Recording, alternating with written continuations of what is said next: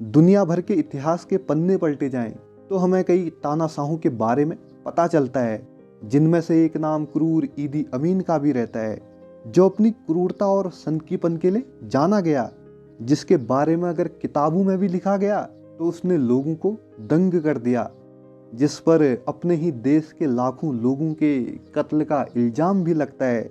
एक ऐसा इंसान जो मरी हुई लाशों के साथ बात किया करता था और उनके साथ सो जाया करता था, जिसके किस्से सुनकर लोग हैरान रह जाया करते हैं। लेकिन इन सब चीज़ों के बावजूद भी युगांडा की जनता उसे प्रेसिडेंट बनाती है और लोगों की एक प्यार की सीमा भी इसी क्रूर ईदी अमीन के साथ जुड़ी रहती है। क्यों, है ना आप भी हैरान? एक ऐसे तानाशाह को युगांडा के लोगों ने अपना प्रेसिडेंट बना के रखा। तो आइए जानते हैं डिक्टेटर ईदी अमीन के बारे में।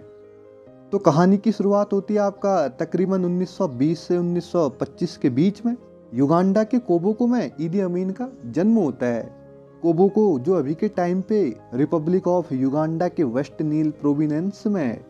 एक छोटी उम्र में पिता का साया सर से उठता है, यानी छोड़ के चले जाते हैं, और माँ द्वारा पालन पोषण किया जाता है। लेकिन वो माँ भी नहीं जानती थी कि बेटा बड़ा होकर ऐसी चीज़ें करेगा जिससे लोग हैरान रह जाएंगे। ईदी अमीन की माँ जो एक हर्बलिस्ट और एस्ट्रोलॉजर थी, जो काकवा जाति समूह का हिस्सा रहते हैं।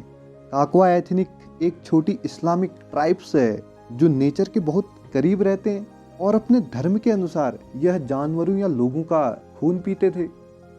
और फिर जैसा परिवेश हमारे चारों ओर का एटमॉस्फेयर एक व्यक्ति को मिलता है, वह उसी अनुरूप ढलता जाता है। शायद यही कारण रहता है ईदी अमीन के इस स्वरूप का, जिसके लिए ये सब करना आम बात रहती थी। लेकिन ईदी अमीन कुछ कारणों से अपनी फॉर्मल एजुकेशन पूरी नहीं करता और साल 1946 के टाइम पे ईदी ब्रिटिश किंग्स अफ्रीकन राइफल्स में भर्ती हो जाता है, एक असिस्टेंट कुक के रूप में। और साल 1947 जब इंडिया आज़ाद हुआ, उस समय मिलिट्री ट्रेनिंग प्राप्त करने वाले ईदी अमीन का कारवां शुरू होता है। और साल 1949 में ईदी की बटालियन को केन्या में तैनात किया गया और सोमाली विद्रोहियों के खिलाफ लड़ाई लड़ता है। और फिर साल 1952 में मऊ मऊ विद्रोह के खिलाफ केन्या में ईदी को तैनात किया जाता है, और जहां से उसकी अपने लोगों को मारने की कहानी शुरू होती है। मारने के लिए वह लोगों को जिंदा दफना देता था, जिससे लोग उससे डरने लगे। अब यहाँ ब्रिटिशों को एक ऐसा बंदा मिलता है जो अपने ही लोगों को मार रहा है, जो उनका कहा मान रहा है, जहां से उसका मिलिट्री रैंक बढ़ता जाता है। साल 1959 तक तो ईदी अमीन क्लास 2 वारंट अफसर बन जाता है, जो उस समय कॉलोनियल ब्रिटिश आर्मी में एक ब्लैक अफ्रीकन के लिए पॉसिबल हाईएस्ट रैंक था।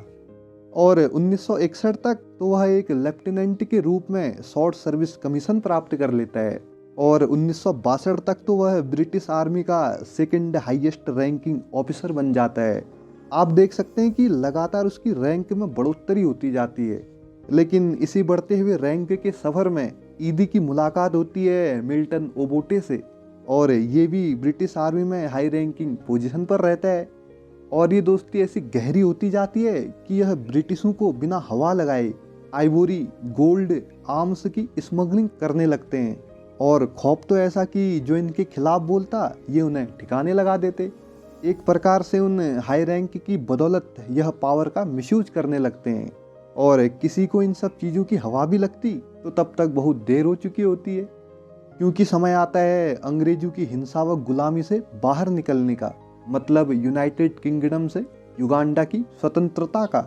और 9 अक्टूबर 1962 को इंडिपेंडेंस मिलने के बाद मिल्टन ओबोटे बनता है युगांडा का प्रेसिडेंट, और ईदी अमीन बनता है commander in chief of all armed forces.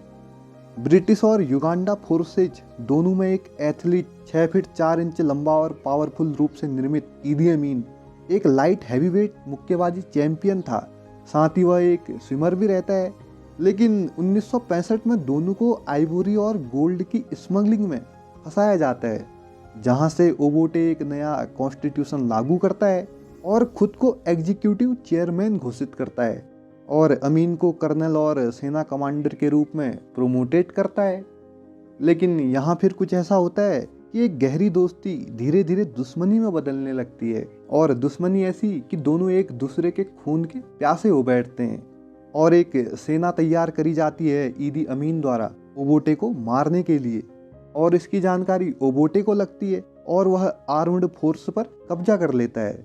और ईदी अमीन को उसके महीनों पुराने commander of all armed forces के पद से हटाया जाता है और केवल युगांडा आर्मी के कमांडर के पद तक सीमित कर दिया जाता है।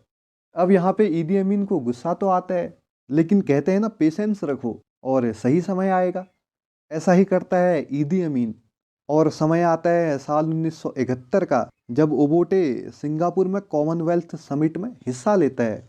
और ईदी ने इस मौके का फायदा उठाया और 25 जनवरी 1971 को मिलिट्री कूप से गवर्नमेंट पर कब्जा कर लेता है। ईदी अमीन, जिसने खुद को एक पॉलिटिशियन की बजाय एक सैनिक के रूप में प्रस्तुत किया, वह खुद को युगांडा का प्रेसिडेंट घोषित करता है। और एक सैनिक के रूप में खुद को प्रस्तुत करना, यही चीज ईदी को प्रेसिडेंट बनने में मदद करती है। और शुरुआत होती है एक डिक्टेटर की। और प्रेसिडेंट बनने के बाद ईदी खुद को commander in chief of the armed force, Uganda का आर्मी चीफ ऑफ स्टाफ और चीफ ऑफ एयर स्टाफ घोषित करता है, और ओबोटे को युगांडा में बैन कर दिया जाता है। और ईदी अमीन सत्ता में आते ही अपने खूनी रंग दिखाने शुरू करता है। वह अपनी अलग से एक सेना बनाता है और अपने विरोधियों को ठिकाने लगाता है। इसकी सेना को खुली आज़ादी रहती है कि किसी पे भी शक हो तो उस ट्राइब्स को मार दिया जाए। और सत्ता छीनने के बाद ईदी अमीन ही युगांडा का सब कुछ हो जाता है। वही कानून था, वही कंट्री थी। ईदी अमीन खुद को दादा कहता था, और युगांडा में दादा का विरोध करने वाले को मिलती थी खुलेआम मौत की सजा। अब इसी बीच एक सपना आता है ईदी अमीन को, जिसमें वह कहता है कि मुझे सपने में अल्लाह ने ये आदेश दिया है कि वह सारे एशियंस को युगांडा से बाहर निकाल दे। अब रियलिटी क्या थी ये तो वही जानता था, लेकिन अगली सुबह ईदी अमीन यह ऐलान करता है कि 90 डेज के अंदर सारे एशियन यहाँ से चले जाएं। वो भारतीय जिनका युगांडा में उस समय बोलबाला था, 60% इकोनॉमी पे भी इन्हीं एशियाई लोगों का कब्जा था, करीब 20% प्रॉपर्टी के मालिक एशियंस थे। यहाँ तक कि युगांडा की अधिकतम सड़कों पर एशियाई लोगों की मुहर थी। और ऐसा कहा जाता है कि उसने कई हजारों लोगों को जिंदा ही मगरमच्छों के झुंड में फेंक दिया। और यहीं से एशियाई लोगों को बाहर निकालने के समय से उसका टॉर्चर युगांडा के लोगों पर भी होने लगता है। और इन सब चीज़ों का नज़ारा देखने के लिए वह अपने ही घर के सामने चैम्बर बनाता है और उसमें लोगों को रखता था, जहां लोग कई गंदी तरह से चिल्लाते थे जब तक वह खत्म ना हो जाए। ऐसा भी कहा जाता है कि वह उन चैम्बरों में पानी छोड़ता था, और उस पानी में करंट, जहां से लोगों को लगता था एक भयानक वाला शॉक, और वह उन चैम्बरों में गैस छोड़ देता जहां लोग तड़प तड़प कर मर जाया करते। कहा जाता है कि ईदी अमीन लोगों की लाशों के साथ अकेले में समय बिताता था, उनसे बातें करता था, और युगांडा वासियों के अनुसार वह उन लोगों का खून पिया करता था। और बातें यहाँ तक कि जब मेडिकल कम्युनिटी मुर्दा घर में जाके देखती तो उन्हें लाशों के किडनी, लीवर, नोज, लिप्स और जेनिटल्स गायब मिलते। जिस दुनिया को ईदी अमीन के बारे में पता नहीं था, उन्हें धीरे धीरे पता चलता है कि ईदी अमीन दादा एक नरभक्षी है, इंसान का मांस खाने वाला आदमखोर, जिसके बारे में उनके डॉक्टर कीबो रिंगोटा पर्दा उठाते हैं। जब वह ईदी अमीन के फ्रिज से बर्फ लेने गए तो उनकी आंखें फटी रह गई। वह देखते हैं फ्रिज में 2 नरमुंडे रखे हुए थे, इंसानों के सिर। और ऐसा ही कुछ देखती हैं ईदी अमीन की 5वीं बीवी सारा क्योलाबा। वह देखती हैं कि अपने घर के कमरे के अंदर 2 रेफ्रिजरेटर रखे हैं, जिसको खोलने पर उसे दिखता है अपने एक्स बॉयफ्रेंड का कटा हुआ सिर।